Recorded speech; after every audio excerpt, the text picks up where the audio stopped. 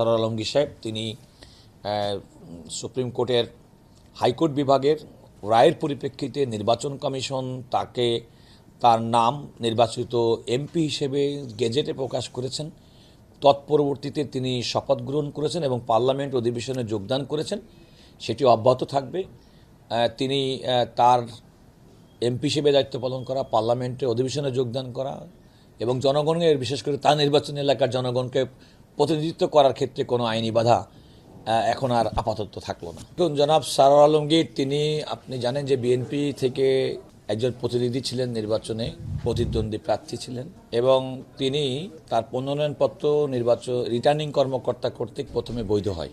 নির্ধারিত সময়ের পরে গিয়ে ওই আসনের জামাতের যিনি প্রার্থী তিনি তার বিরুদ্ধে নির্বাচন কমিশনে একটি আপিল দায়ের করেন। আপিলটা সকালের দিকে যখন শুনানি হয় তখন জামাতের প্রার্থীর আপিলটি নামঞ্জুর করা হয়, অর্থাৎ জনাব সরোয়ার আলমগীর সাহেবের মনোনয়নপত্রটি বৈধ ঘোষণা করা হয়। আপনারা জানেন যে নির্বাচন কমিশনে তখন বিভিন্ন আপিলের শুনানি চলছিল, এটা একটা আইনি প্রক্রিয়া। সেই প্রক্রিয়ার মধ্যে বিকালের দিকে অনেকটা 4:30টার দিকে হঠাৎ করেই জামাতের প্রার্থী নির্বাচন কমিশনের সামনে উপস্থাপন করলেন এই কথা বলে, জনাব সরোয়ার আলমগীর যে আদেশ বলে তিনি তার সিআইবিটা স্টে ছিল সেটি সুপ্রিম কোর্টের আপিল বিভাগ সেটি স্থগিত করেছেন।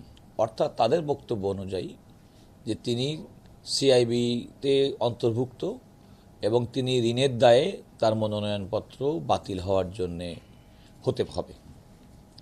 নির্বাচন কমিশন যদিও একই দিন প্রথমার্ধে তার মনোনয়নপত্র বৈধ ঘোষণা করেছিলেন, কিন্তু বিকাল 4:30টার দিকে তার মনোনয়নপত্র অবৈধ ঘোষণা করেন।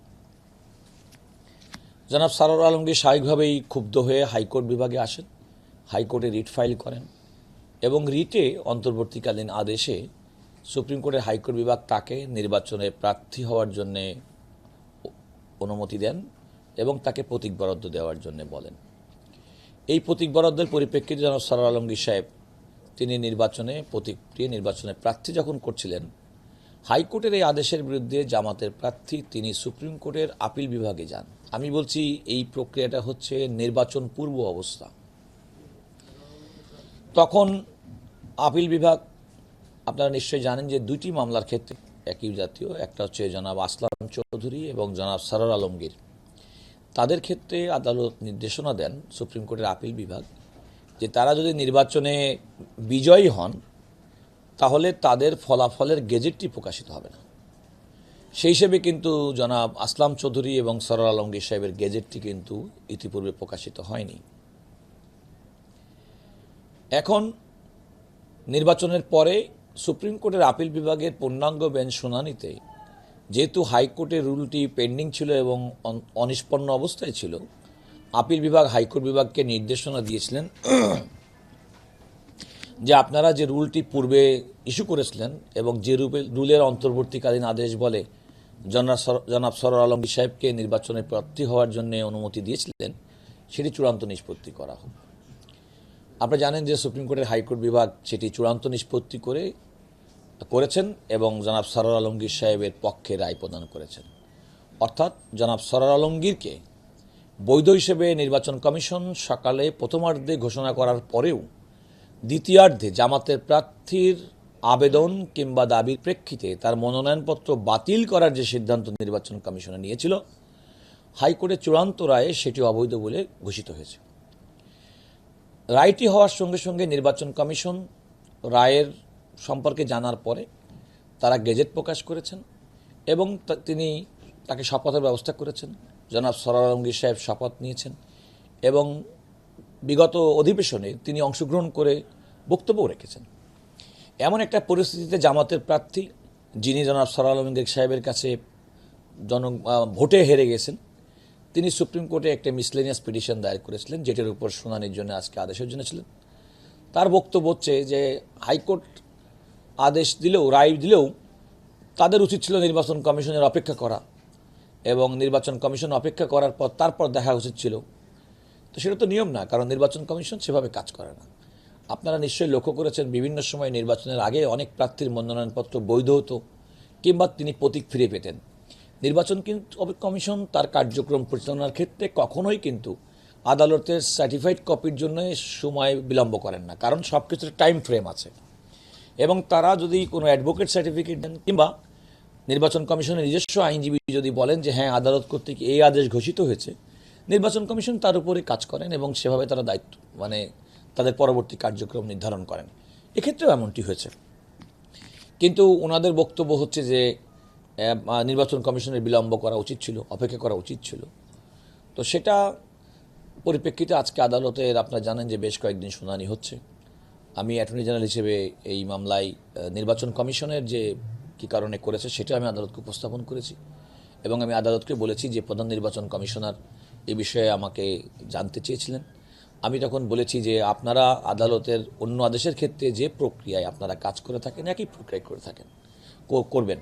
সেই প্রক্রিয়াটি হচ্ছে যদি কোনো কারণে কোনো উচ্চ আদালতের আদেশ হয় কিংবা যে কোনো আদালতের আদেশ হয়, যদি নির্বাচনী প্রক্রিয়ার জন্য কোনো টাইম ফ্রেম থাকে যে এই নির্ধারিত সময়সীমার মধ্যে আমাকে কাজটি করতে হবে, অর্থাৎ একটা প্রার্থীর তালিকা প্রকাশ করা, তার স্ক্রুটনি, তার প্রতীক বরাদ্দ, নির্বাচনের তারিখ, মনোনয়নপত্র প্রত্যাহার, একটা নির্বাচনের কিন্তু শিডিউল থাকে।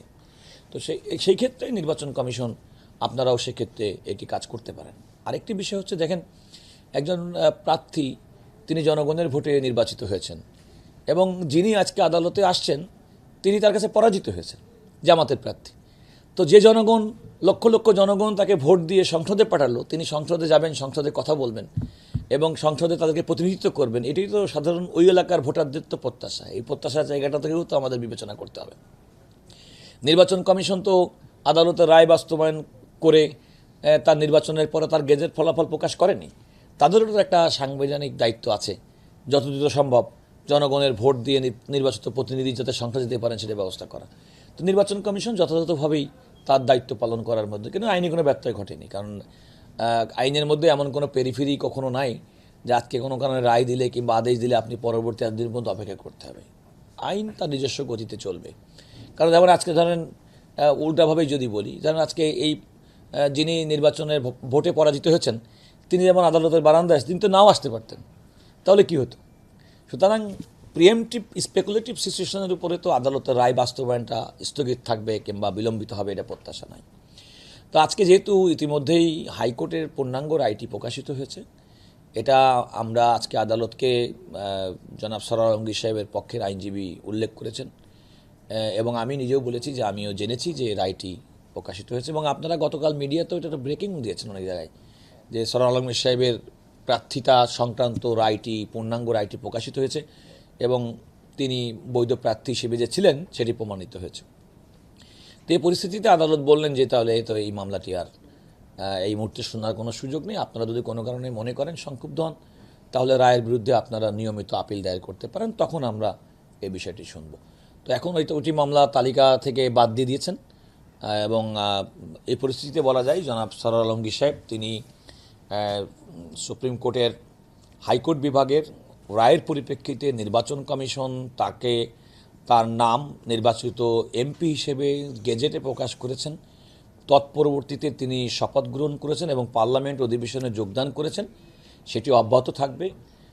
তিনি তার এমপি হিসেবে দায়িত্ব পালন করা, পার্লামেন্টে অধিবেশনে যোগদান করা এবং জনগণের বিশেষ করে তার নির্বাচনী এলাকার জনগণকে প্রতিনিধিত্ব করার ক্ষেত্রে কোনো আইনি বাধা এখন আর আপাতত থাকলো না।